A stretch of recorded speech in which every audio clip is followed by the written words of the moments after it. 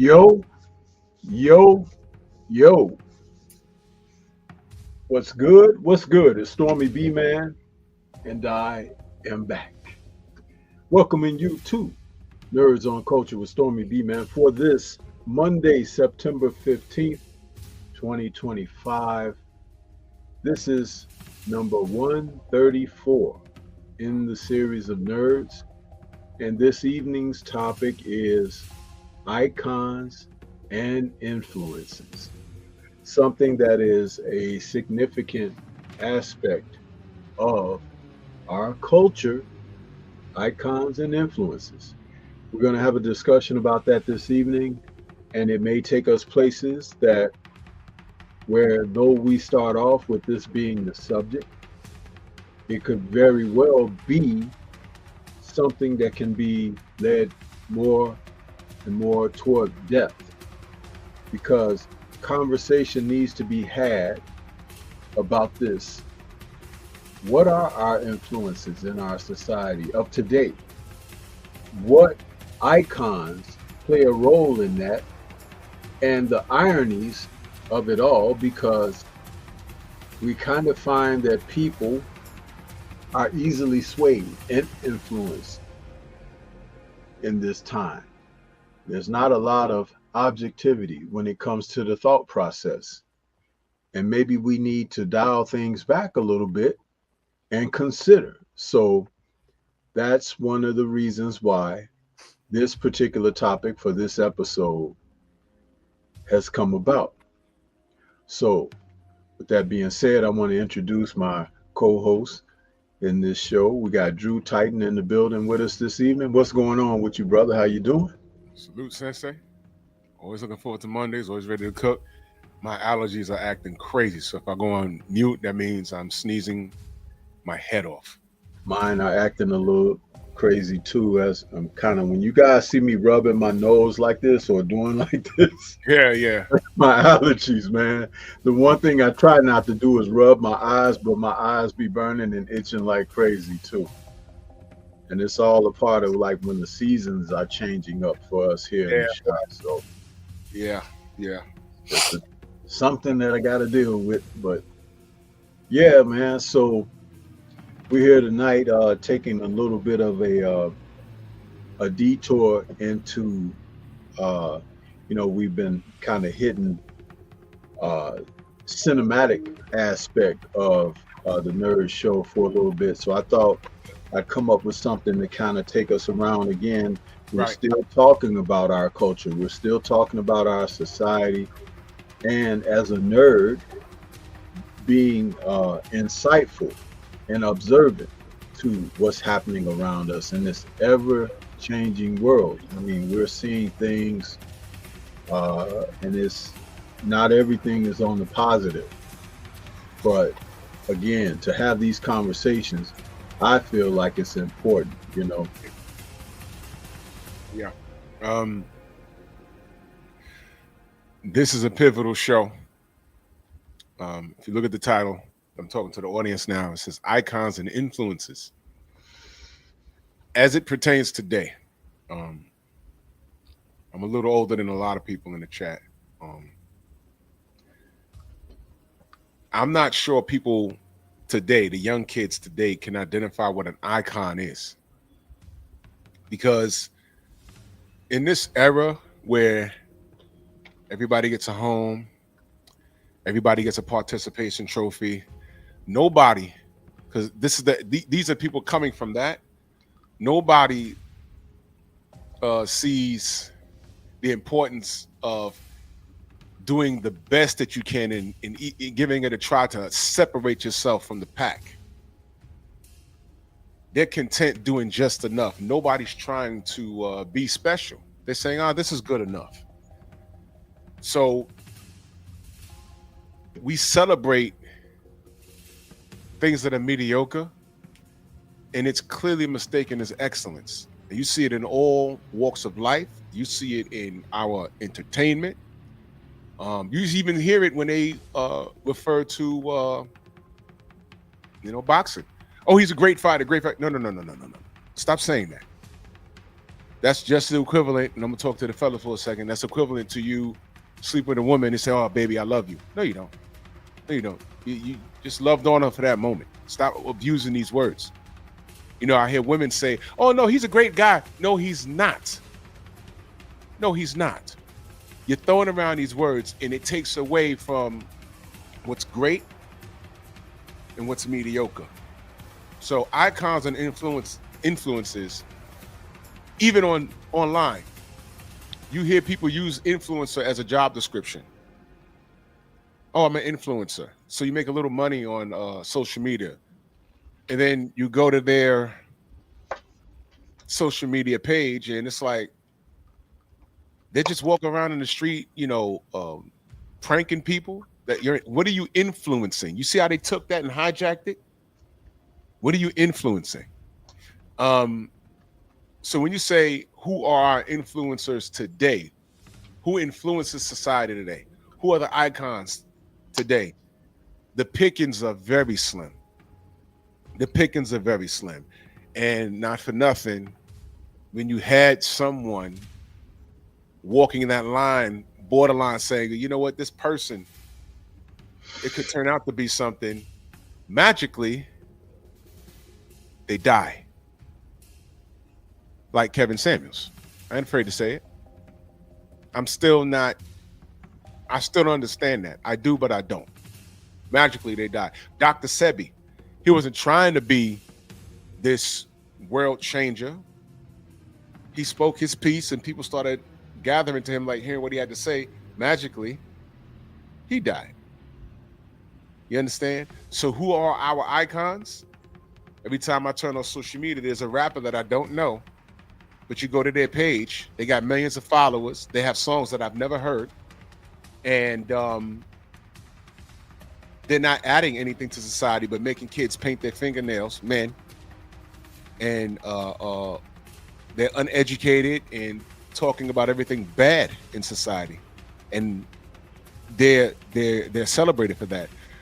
If you want to go back to the sports, poor work output reflects leadership. And when a team is not performing, what happens? Don't they fire the head coach? When a fighter loses, don't they change trainers? The problem is sometimes the trainer might not be the issue. It might be the fighter. You understand what I just said? But when everybody is accepting something as mediocre, something that I know it's mediocre, but just because it's celebrated doesn't mean it's excellent. Arturo Gatti, celebrated fighter, but he was an ass whooping waiting to happen. That's what he was. And I say that respectfully. So yeah, that's my opening statement in reference to what we're talking about tonight. It's really not, by today's standards, the bar is very low. Very, very low. Yeah. To go to one of the AI definitions of icon, it states that to be called an icon means to be widely recognized as a symbol of something significant, whether it's a particular value, a cultural movement, an era, or exceptional talent, often inspiring or setting an example for others. An icon is usually well known and respected, embodying traits like dignity, talent, or influence, and their significance can transcend boundaries of time and place. You see, one of the things that I say often when I'm on air is words are powerful. And I often encourage people to read literature, read books of disinterest, meaning stuff that you have no knowledge of or whatever. Also, take in what you are interested in, but find space and time for that of which you are unfamiliar, because That's called edification, Yes. development, development of self. There was a time in our community that we had symbolism to go along with the renaissance of our culture finding the arts, song and dance, literal arts, as well as uh, graphic arts, uh, music, photo, photography, even motion pictures. And when we had representation, it was positive. It wasn't so positive when someone else was controlling what was being represented, because those people wanted to depict a certain image when it came to us. Yes. However, there was a time not long ago when something like this was very prevalent amongst our community. Yes. When you see this image, Drew, what do you see straight away and right off the bat? What I see, it's kind of funny.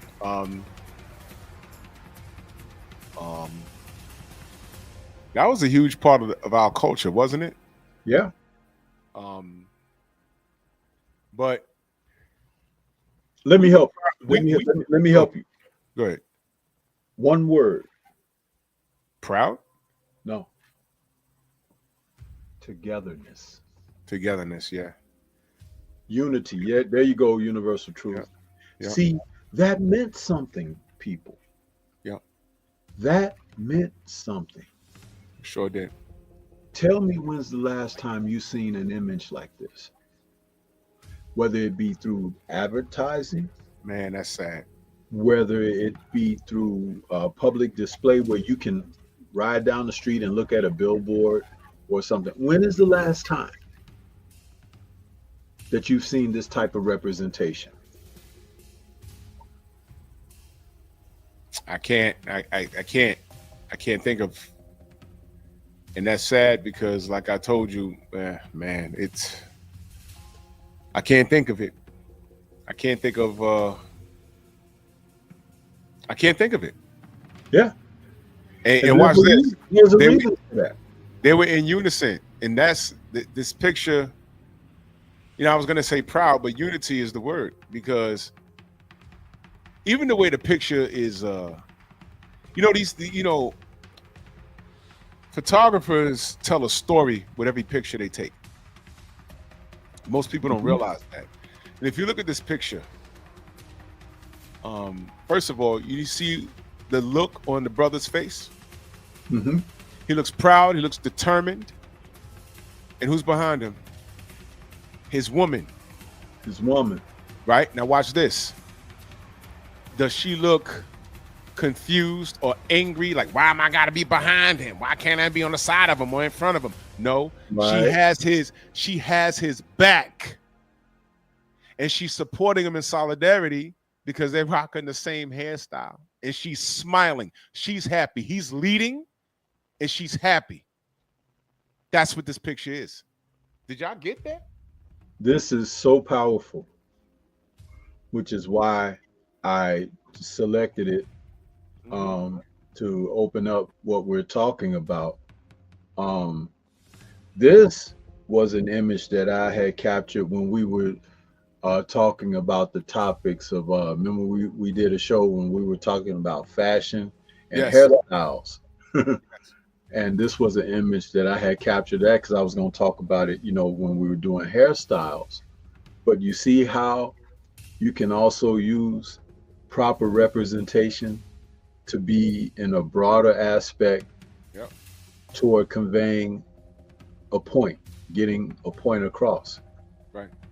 I told people, whomever would listen, I don't do things by accident.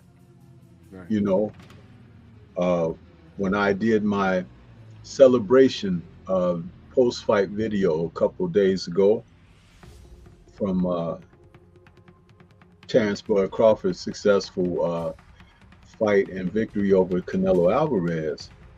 I had this music playing, and someone had intimated in the chat. They was like, "Oh, Stormy, that sounds like the perfect music for this situation and everything." I said, "Of course it does." I said, "Because it wasn't done by mistake. Right. That was done with intent, just as when that person that made that caricature image of Crawford before we got the fight, and then they had to remove it. And Drew did a whole live stream talking about that. But see, again, here we go. Representation. You see, you could either do it for the greater good overall, or you can do it to denigrate and to tear down. You see, life is about choices.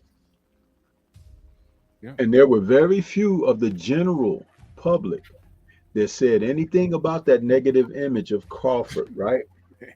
But several of us in our community, the LDBC, we talked about it. Those guys with those big channels didn't. Nope. They ain't see nothing wrong with it. You see? Influence. You said bigger channels, right, Stormy? Uh-huh. So bigger channels, when they really got it out the mud, per se, even if they got it out the mud and got big, some of them been compromised, they have a big influence. Mm-hmm. That's what we're talking about. So when those clowns go live and they talk against everything we talk against, and you see that thing with Bud, with that picture, y'all do understand that had nothing to do with boxing. Huh. That had nothing to do with boxing. That was a cheap shot. Y'all remember when Devin went to Australia? The picture of all pictures they chose to show was him with those gold chains around his neck. Because that's, no matter how much different Devin is from every other fighter, they lump us all up into one ball of gumbo. A pivotal. Last I checked, he never represented nothing of a hip hop like nature that, or anything like that at all. Hey, 12 years ago, right here online, before there was an LDBC, I said, look, you got Floyd Mayweather, who gives you a reason to dislike him, and you got Andre Ward, who's literally nicknamed Son of God. He's quiet. You barely know how his wife looks, and he's not throwing his money around, but he has a lot of it. And he was also undefeated. They were active at the same time, both undefeated. They got the same amount of hate. Y'all understand? And those bigger channels, because they were big back then too, they didn't address it. They told you, we're keeping it boxing here. We ain't playing into that. Influence. And they birthed at least 10,000 people that marched to that drum, because everyone's a coward now. They don't want to deal with that. And time reveals all truth. And y'all will hear more about that tomorrow, but this is all relevant to what we're talking about this evening. Influence. Influence. That's very, very, very, when you talk about a huge boxing channel, if you just log on to YouTube for the first time with no account, and you just say boxing channels, top of the algorithm, you're going to see all of the people, majority of them that we don't deal with, and then you'll see Blue Blood and Dante and everything, and then it'll trickle down all the way to us.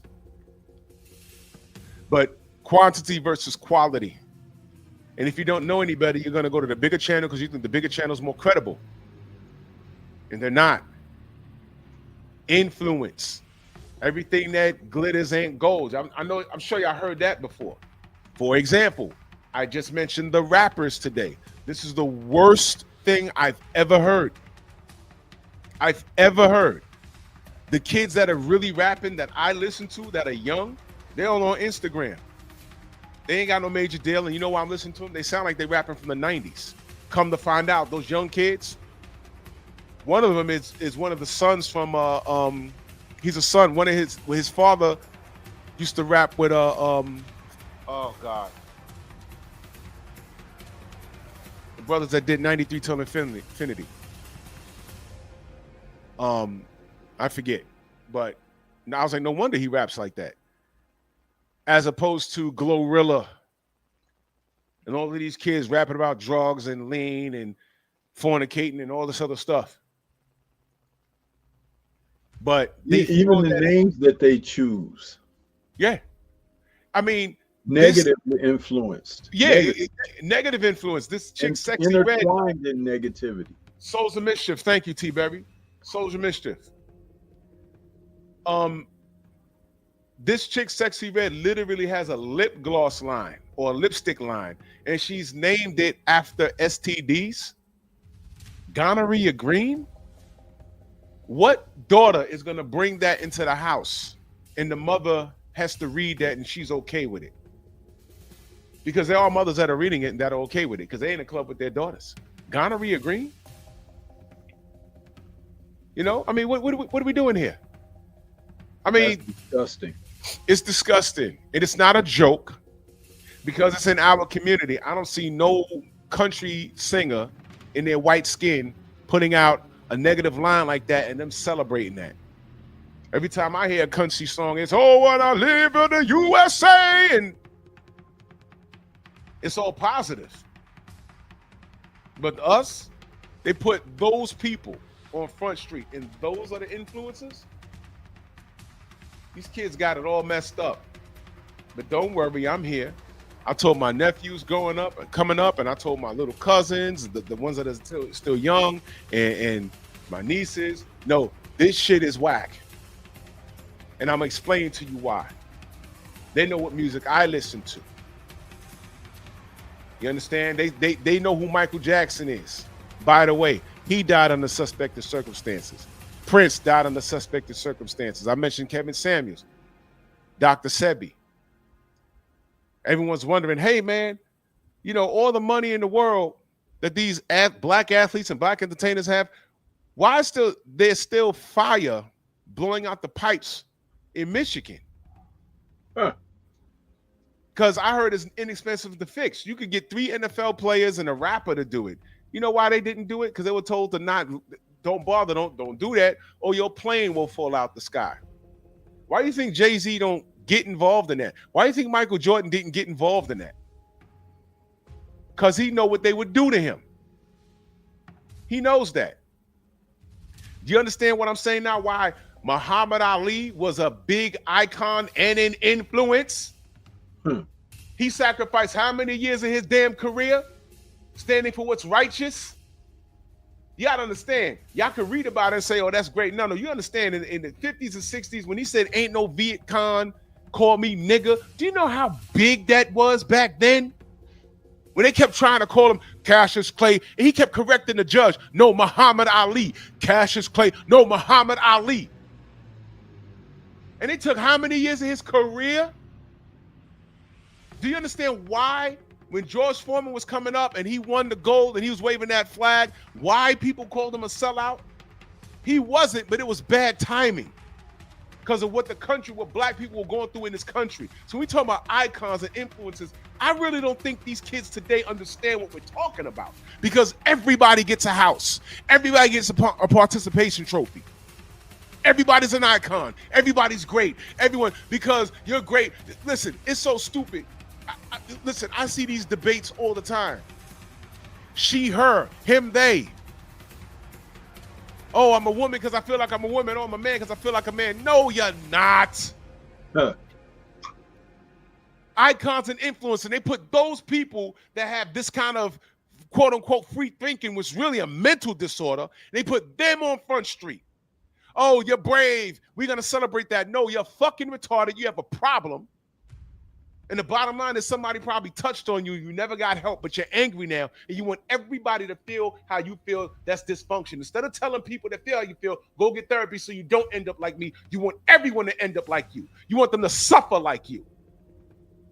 Because all these people are not happy and they end up jumping off a building. Get help. That chick that paraded around, I did a pep talk on her. I forget her name, but she paraded around as a man for like a few months or something. And the pressure was so bad, when the experiment was up, she deleted herself. Yep. And she was just doing an experiment. And she got to know how difficult it was to be a man.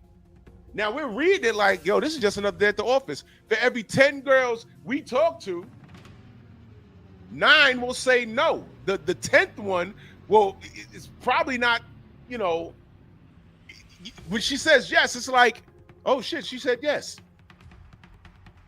And you just might be party for the night.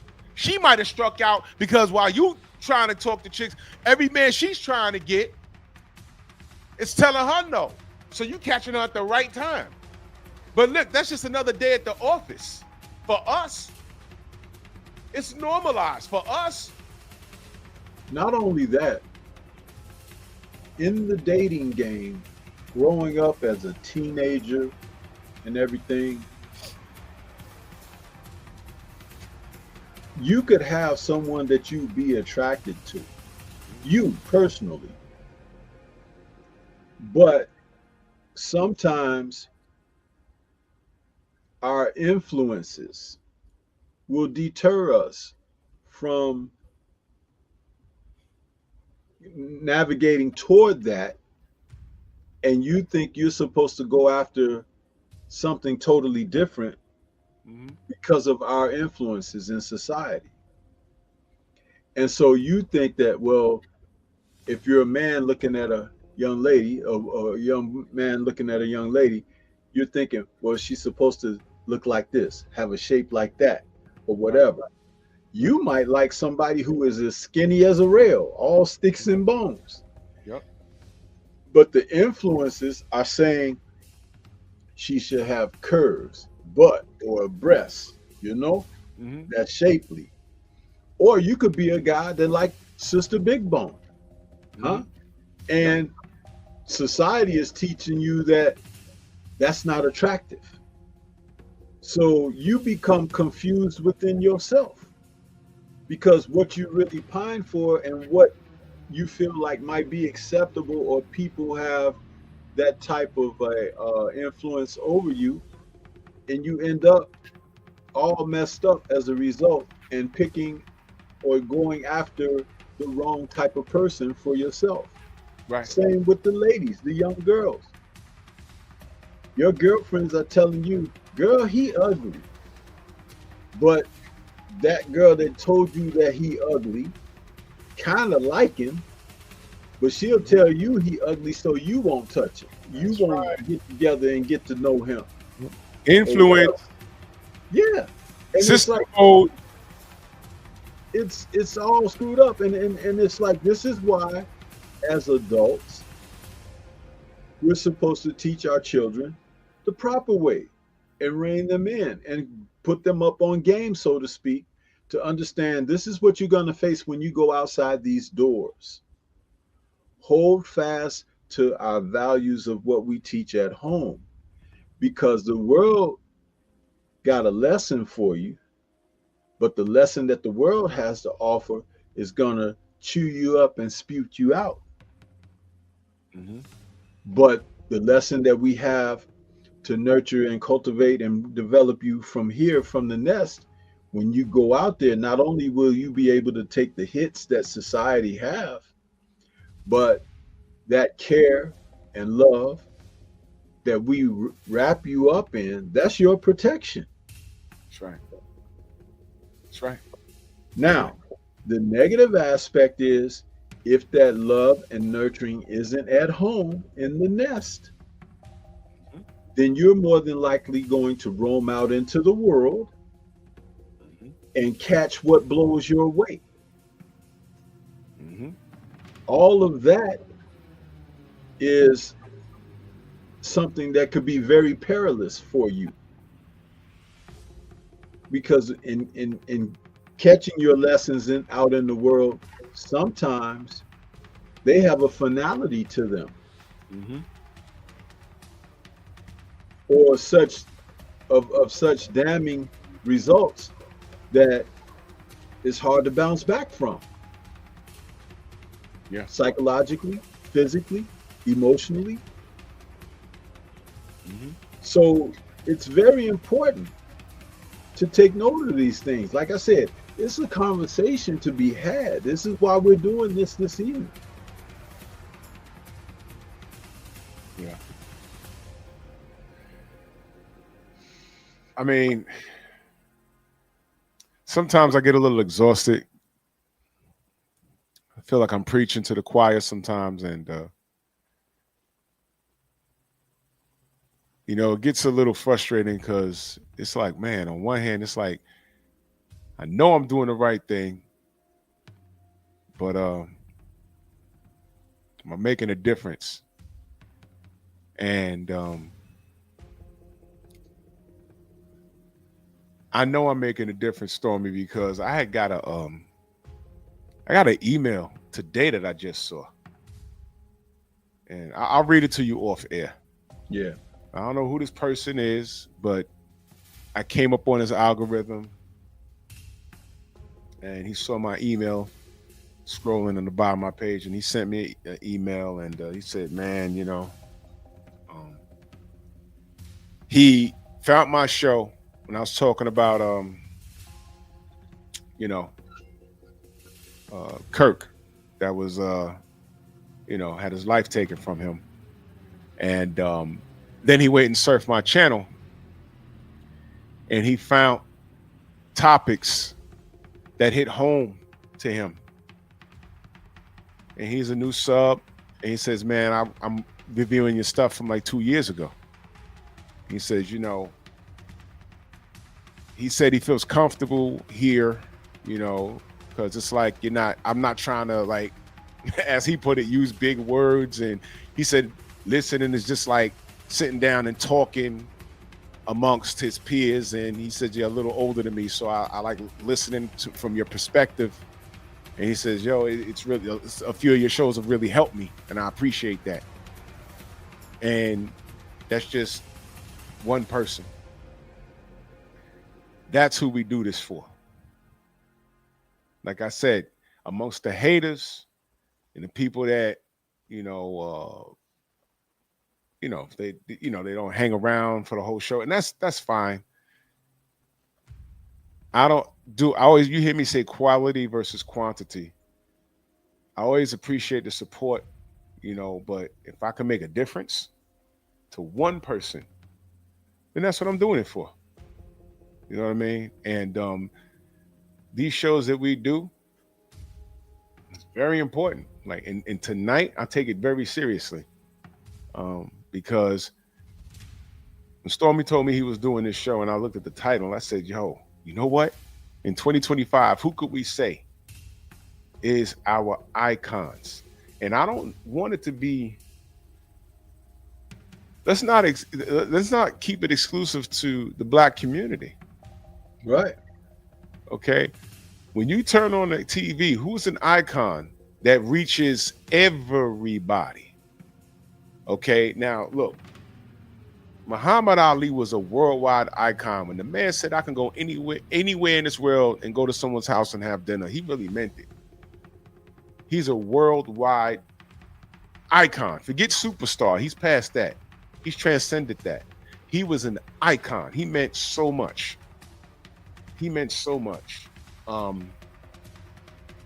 Now, if the bar is set too high when you talk about Muhammad Ali, okay, well, set it a little lower. And who would you say is an icon? And I'm not even talking about boxing here. I'm talking go anywhere. Michael Jackson was an icon. We know he was a little touched, but he was an icon. He was an icon. So you got, okay, Michael Jackson, Muhammad Ali.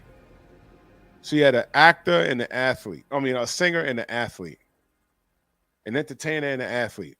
Who else today can you say is an icon? Icon to me is if they're dancing around on stage, once they put it down, they could go do something else, and that same audience will follow them in what they're doing. And it's righteous. It's righteous. Can we name any icons right now? Universal Truth says Jordan. The reason why I wouldn't give it to Michael Jordan was because he's iconic when he was on that basketball floor, and he wouldn't go anywhere in this world without getting swarmed. True. However, he stayed away from certain things. Yep. He stayed away from anything political, anything that would divulge or reveal personal thoughts and feelings. So you Because never really knew where he stood on anything, right, and huh? never spoke what was on his mind Yep. or anything like that. And, ever since the celebrity of what he did as a profession went away, those other aspects of his life came to the forefront because social media had picked up and everything, and you began to learn things that weren't so nice about the guy. Yeah. Yeah. And it brought him down a few rungs. But the irony is,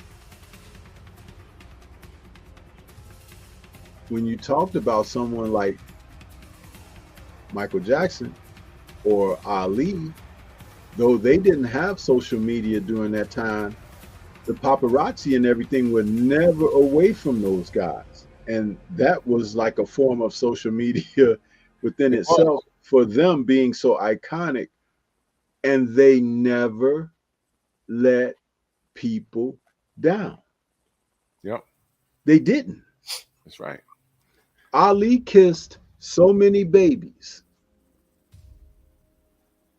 that it's ridiculous. It's like, and if you knew him as a person and watched him over the time and years, initially he started out kissing the babies on the cheek, right?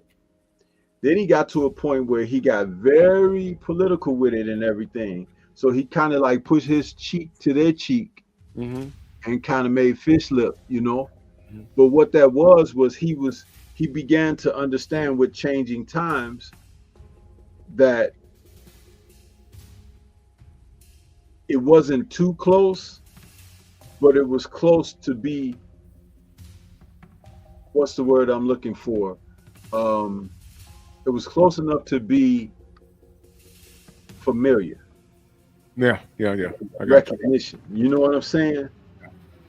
And there was never any mistake about that. Do you guys know that Ali once talked a man off a ledge, Sure did. literally, in real life? Sure did. And this man had become frustrated with society, and his own personal demons had got the better of him, and he had climbed out of a window of a, I don't know if that was a hotel or a business office building or something, Mm-hmm. and he was on the ledge, and he was ready to take a tumble. And Ali went up there and started talking to the man. He talked that man off the ledge. Sure And did. the man was not black. Sure wasn't. And this was in a time where racism was still strong and powerful in the US. That's right. And Ali wasn't the most beloved figure. I don't believe he had quite retired yet, totally from the sport of boxing. But he was able to talk that man off the ledge. See, that's some heavy stuff. Yeah. Do you think that, as Drew asked a moment ago, anyone that you could consider a possible icon of today would have the character and entrusting qualities within themselves that they could do something like that with someone of today? Keyword character. Yes.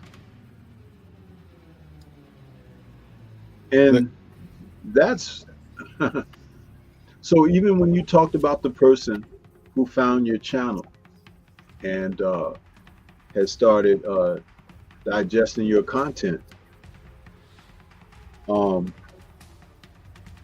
what you're doing to contribute to society, what we are doing to contribute to society, can mean so much for so many, even to the most minuscule of manner of understanding. Our brother Joe Gagliari, he told me something similar. Yes. Yeah. Oh, he Him. Yeah. spoke about us being very influential on him when he was going through some very tough times in his personal life, and the fact And that he let us know that, man, we helped him. We didn't know that. and He I professed that to I us. think he's a white brother from Boston. Yes. Yeah. He called into the call-in show yesterday morning. He was my first call, and he Wow. couldn't stay, but he just wanted to say he was so. Now this is a. You just said it, Drew. He's a white guy from Boston.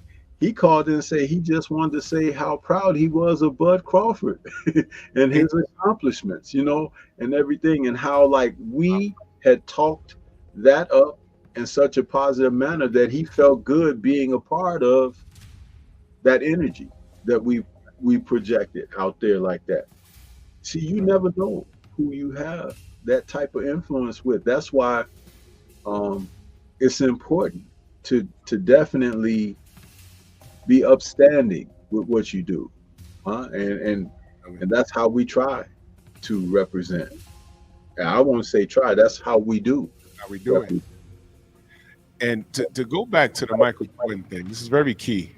Um, I understand why he stayed away from it. Of course, he has a political opinion, but he knew the importance of staying away from it. And I wouldn't be surprised if the people around him, as far as his business was concerned, was saying, "Yo, look, Mike, stay out of this. Choose you, because it's not gonna. You're not gonna make anything better, and the powers that be will topple you." Now, can you imagine if he was like if he was in the middle of everything politically, and then all of this stuff came out with his divorce and his son right now, marrying women that are, messing around with Scottie Pippen's ex-wife, and imagine all of that stuff. They would drill him over that. Now his son is, what is his son named, DeAndre? Now they didn't even bring that to Mike's table. Can you imagine? They'd have drilled him for that. And on top of that, y'all remember a guy named Craig Hodges that played with Michael Jordan? So what happened to him? You see what I'm saying?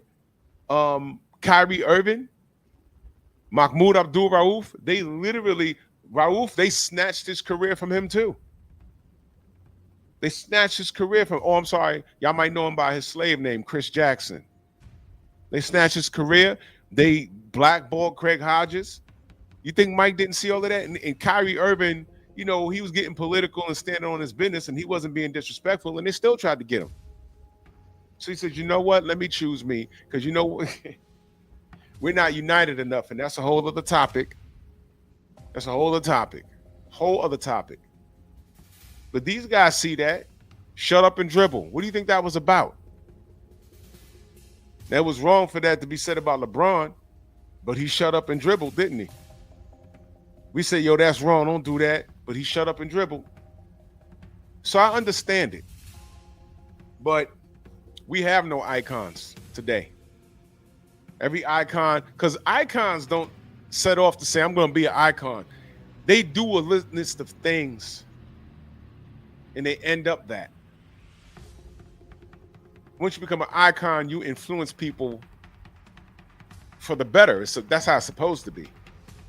Ali motivated. How many fighters came into a boxing gym and said, man, I saw Muhammad Ali, and this is what I'm going to try and do it. They might not be good at it, but they're going to try it.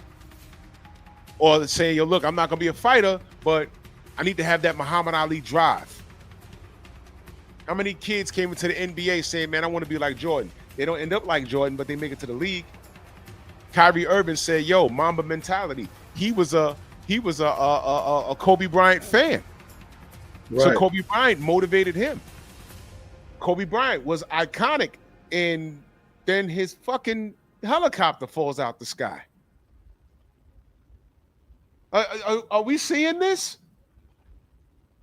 So listen, man. God, I hate, man. Listen. When, you know what? I'm not going to talk about it. I'm not going to talk about that.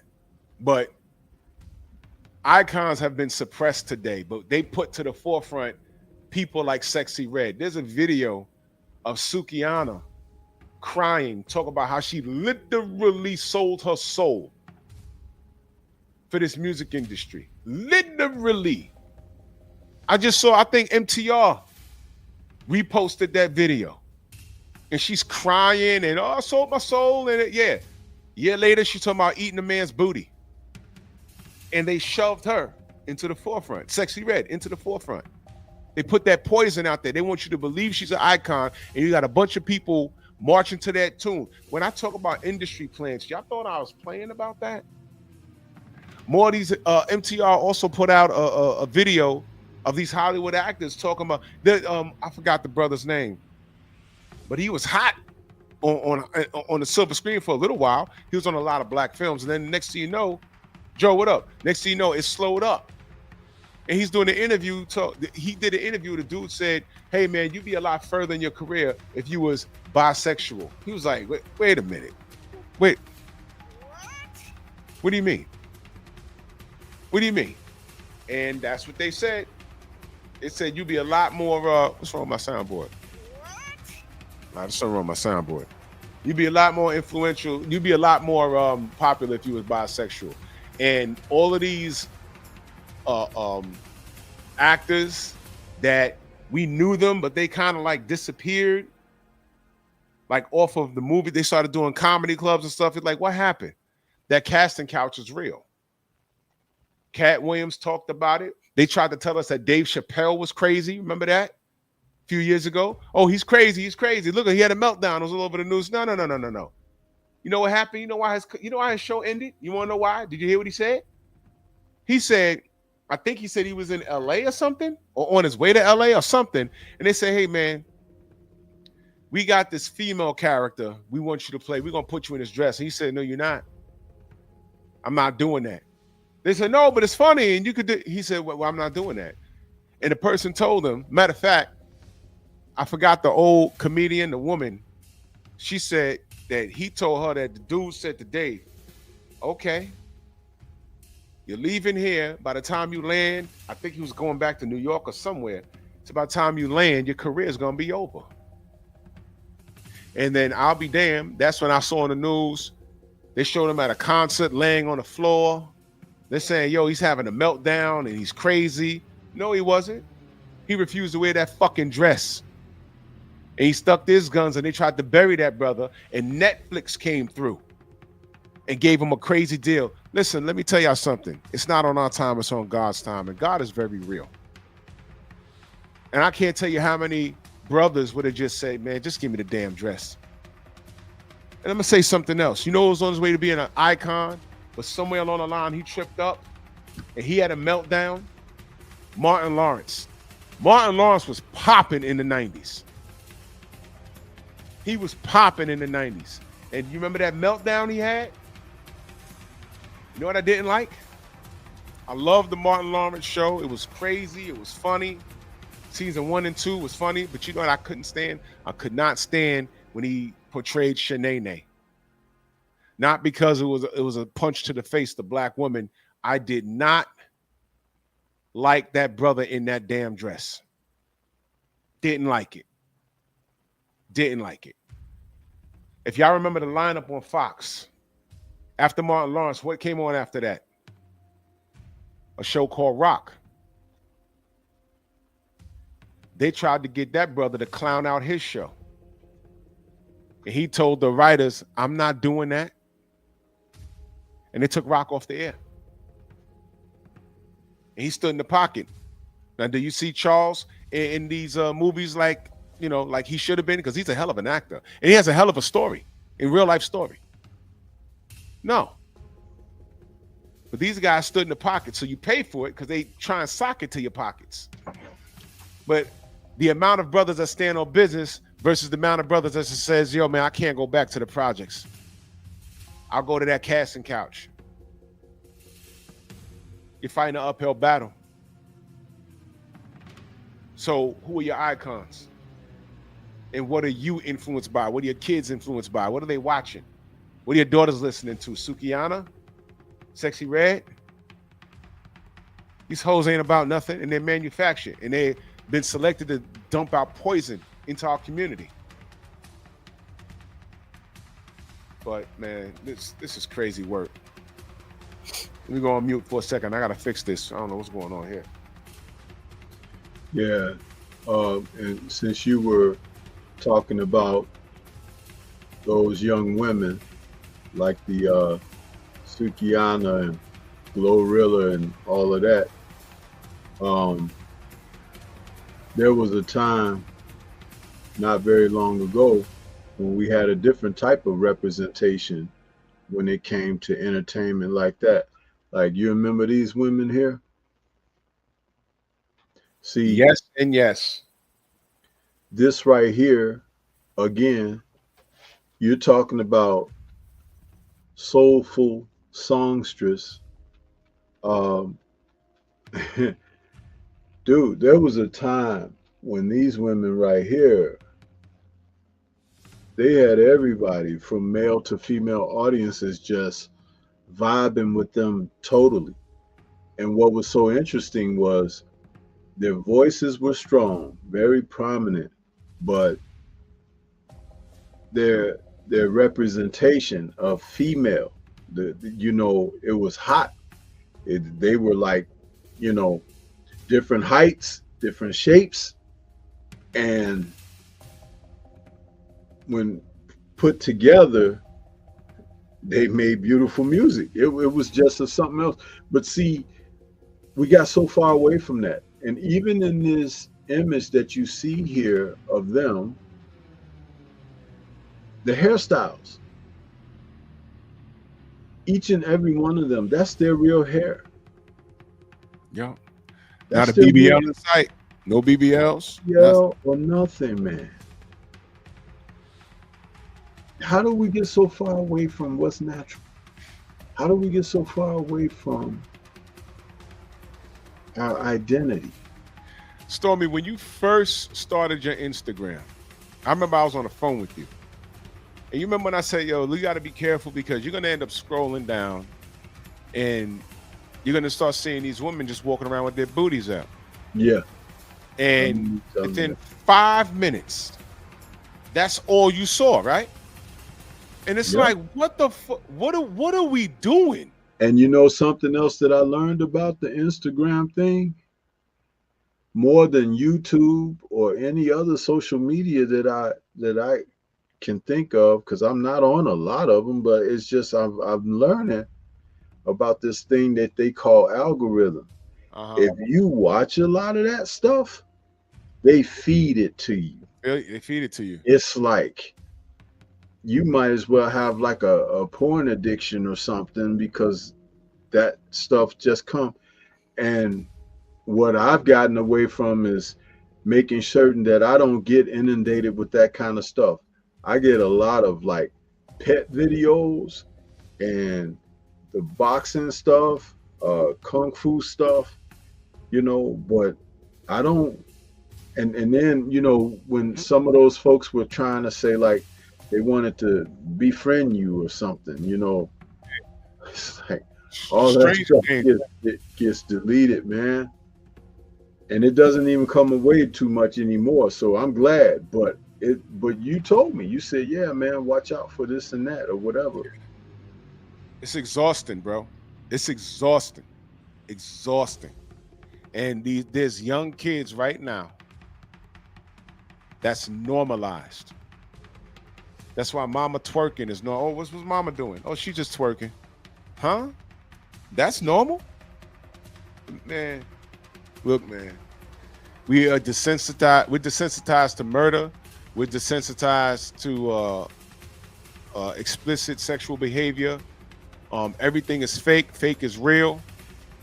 Women can be men. Men can be women, depending on how they feel. Everything is backwards. And we have a felon in the White House.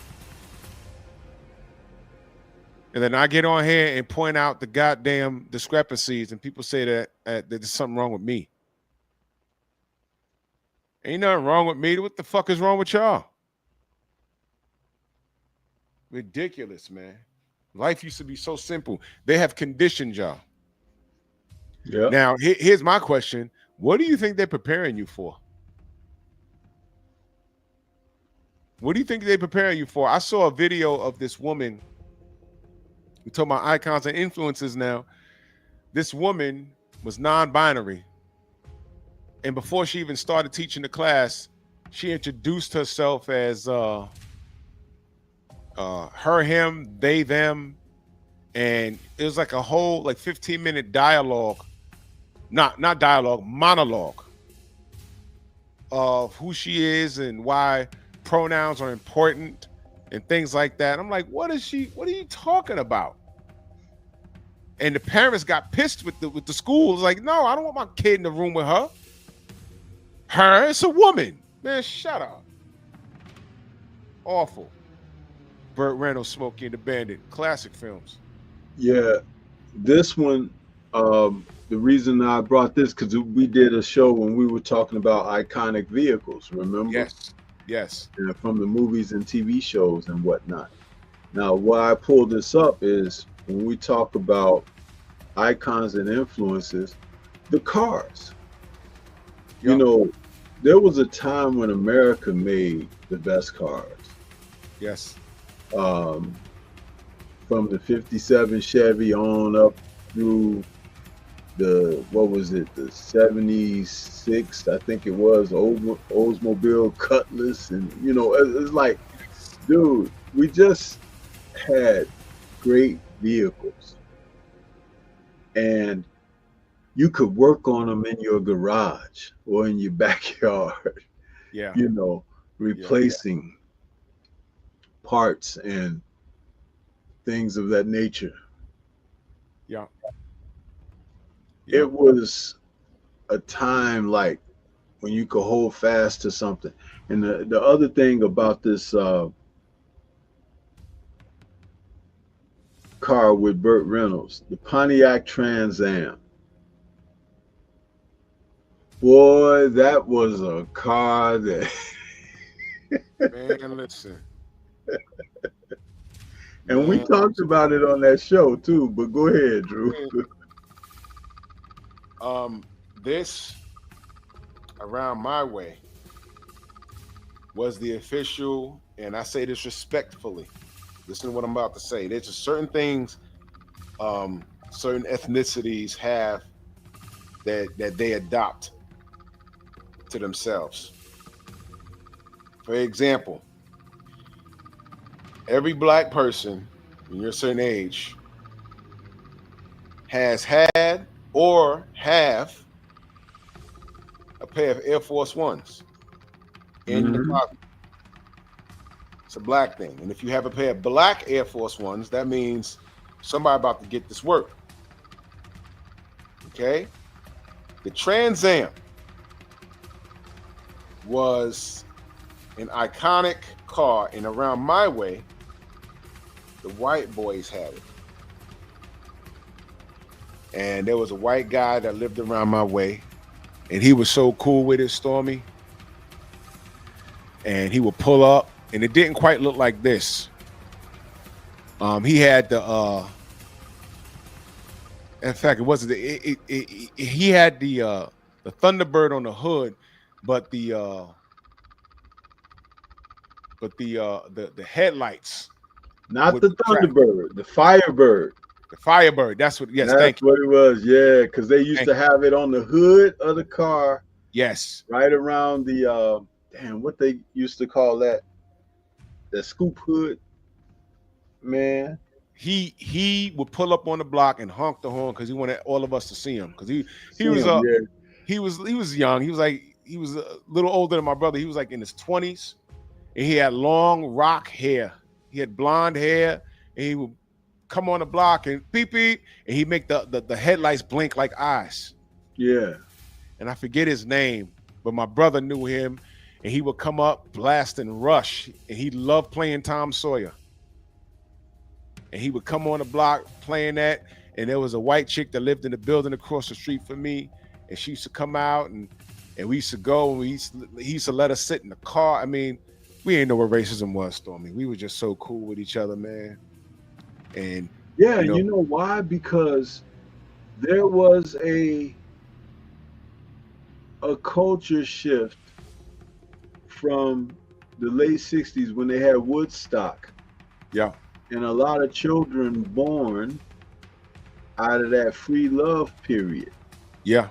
because there was a lot of dope Yeah. and love and hope. And born of that were kids that were just, they didn't care about race and stuff, man. We were actually coming to a place of where we should be when you talk about the late 70s and early 80s. Right. And Right. then the Reagan administration happened. Oh boy. Star Wars program. I remember that. And they made it shift back again. And they shifted out, excuse me, wrong word. They shipped out a lot of the jobs that held the United States together, America together, the steel mills Mm-hmm.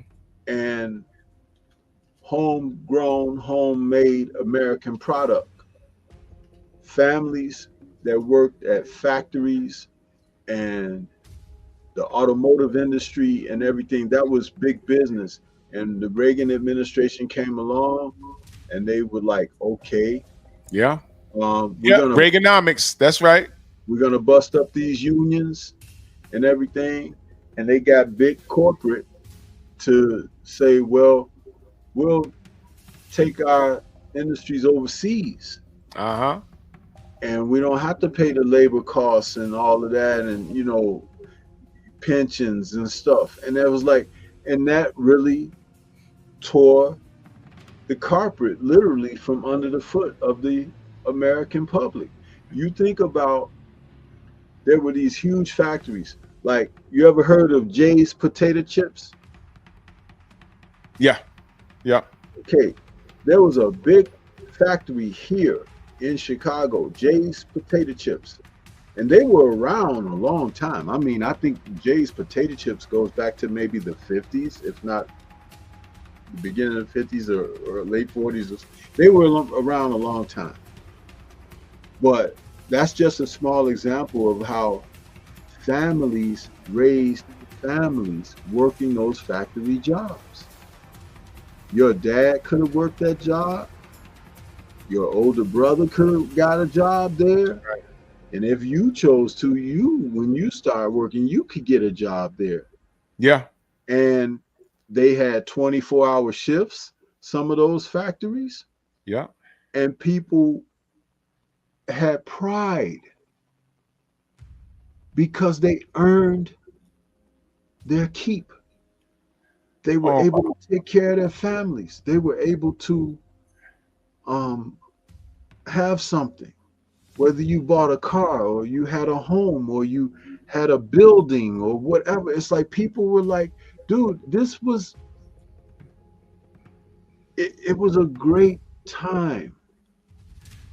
And like I said, that administration came along. what year did that come along? Well, whenever Reagan got in the White House, because we had the Jimmy Carter Jimmy Carter. era where inflation got real high. Right. So what year did he? I can't remember what year. 1980, I think. 80 was the Reagan administration, right? Because when he started. when you said pride, and I just mentioned, you see, like minds think alike. And when you put up that picture, it took me back to a time. It used to be so fun outside, man, and we were very multicultural in our neighborhood. And that I can't remember that fella's name, man. My brother would know. I'm gonna ask him when I see him. But he would come on the block with that car. Now the reason why I brought that up, his favorite song was Tom Sawyer by Rush. I'm sure you know the song. Yeah. Right. And I'm thinking of the lyrics, and I just pulled them up here. I'm gonna read them to you, and it's everything that they sung about. It's everything you said. Mm-hmm. Modern day warrior, mean stride. Today's Tom Sawyer, mean pride. Though his mind is not for rent, then put him down as arrogant. His reserves are quiet defense, writing out the day's events. Do y'all know what he's talking about right there? They were talking about the issues that there was year one already, the Reagan administration. Yep. What you say about his company is what you say about society. Catch the mist, catch the myth, catch the mystery, catch the drift. The world is love and life are deep. Maybe, yo, bro, listen. Go listen to the song, bro. You took me, Why do you think I said what I said? bro. Because listen, when the steel mills closed up, Mhm. when the automotive industry shrank down as a result of that as well, when these factories began to shut up and big industry shut down and started to move out of the country, Yeah. that's where our deficit began. Damn, we really effed ourselves. Everything was buy American after. Well, before that, that's why. Well, after we saw the era, everything became made in the USA, made in the USA. By then it was too late. You don't let the Japanese stuff in. Shipping jobs overseas, man. And Tom Sawyer, that song by a group called Rush. They were singing about that. Yeah. That's what they were singing about. And this fella used to come on my block blasting that song. When I hear that song, I have it in my playlist when I go to the gym. It takes me to when I was about 6 years old. Not a care in the world. But when I went back, I started listening to these songs and I said, oh man, they saw the problem. Hence, that's an iconic song. That song is iconic. When is the last time you heard a song? You remember that song when George Foreman used to come to the ring? This was before he challenged Evander Holyfield for the heavyweight title. He would be on Tuesday night fights, and a lot of times USA Tuesday night fights. But George used to play that song, I'm Proud to Be an American. Remember that song? Yes. Yes. George used to come to the ring playing that song. When's the last time you heard a song like that? No. Probably 35 years. It's been a minute. There's a reason for that. Because the very things that were worth singing and revering to, we don't have that anymore. Mm-hmm. Because it's all like economic now. It's all like there was a time, dude, when we didn't have that type of focus, but we were independent. We're no longer independent. China owns so much land and everything invested in the US, it might as well call it Chinatown. Oh boy. Man. It's real. Yeah. Yeah. Dad, look at Anthony. He said he joined the armed forces in 1980 and 82. Man, I was 7. Whew. My goodness. Yeah. Yeah, man. I mean, there's iconic songs. There's iconic damn, now that I'm thinking about it. You know, it's an iconic song. Instant Karma by John Lennon. Yeah. I've sang it on my show a few times. Go listen to the words of that song, man.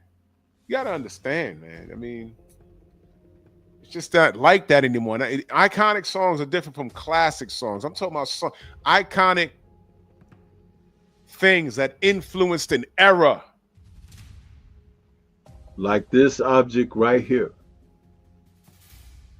The color television. These kids don't know what this is. You see that UHF at the bottom? I lived on that. I lived that. Right there, the UHF, you have to turn it to channel 0 and go to UHF and get channels that weren't really in your city. And that's when that was when I first saw, you remember the Hercules cartoon? Yep. It was the Hercules cartoon, and he needed a ring to get his power. That was so weird to me. And and after that, um, it was Hercules and Speed Racer, and then I started seeing Captain Centella on that, and it was in Spanish. Man, listen, this right here is iconic. The color television. Listen, man, I had a black and white TV in my bedroom with a coat hanger for a wire. What y'all know about that? So when I look at these damn smartphones, I'm still kind of like in awe of that stuff. You understand what I'm talking about? Y'all don't know. Y'all got it good now. I had a black and white TV in my bedroom, and I didn't even have an Atari at that time. I had a game called Pong. Y'all don't know. It'll hurt your eyeballs. Guys, man. Y'all don't know what it is. Icons and influences. Let's go. This thing right here, man. Matter of fact, this is a good looking TV. You had to have money to get this one right here. Do you remember the ones that they used to call the floor model? I had. They had like the cabinet doors that closed. Yes, sir. Hide the screen. Zenith. And then you open the cabinet doors, and on the left and right sides were the built-in speakers. Yep. And then some of them that were real fancy, the top of it would lift up, and you might have had a component set up there to play your LPs. Yes, sir. Yes, sir. Man, listen, if you had that, you was popping. You know who normally had that? The grandparents had that. Yes, sir, man. Grandparents had that. Because grandpa worked at the factory for 20 years and he retired. He got his pension and his ring or his watch for 25 years of service or whatever have you. So he had a good pension, and he had that floor model with the record player on the top, and it was crazy. It was crazy. Yup. Man, the record player, oh man, I remember that. They sat on the floor, and that thing was about 500 pounds. Oh my God. You know, it's iconic. You ready for this? Everybody in the chat's gonna know this. Everybody except probably Joe. But I'm sure Joe's heard this. If y'all in the chat either had or knew someone that had that big ass wooden spoon and fork on that damn wall, just say me in the chat. Dude. The spoon, the fork, and every once in a while you would see the other one. What was the other one? But definitely the spoon and the fork. That big ass, that thing like King Kong Bundy could eat off with that damn thing. I had one. My mama had one in the crib for years. And you know what? It might be a store. It might be in my father's basement right now. Wait, what about this? Almost every household, you had to be a racist or something if you didn't have it, but almost every household had an image of JFK, Robert Kennedy, and Martin Luther King hanging on their wall. Oh shit. I didn't have it. My aunt did though. Yeah, bro. Yes. JFK, Robert Kennedy, and Martin Luther King hanging on their wall in their homes. Wow. Wow. Wait a minute. No. My aunt had that. I didn't have that in the crib, but my aunt had that picture. It was on her davin board, whatever the hell it's called. Wait a minute. Did y'all have Crazy Eddie in Chicago? No. At least I don't recall. Crazy Eddie. Who was that?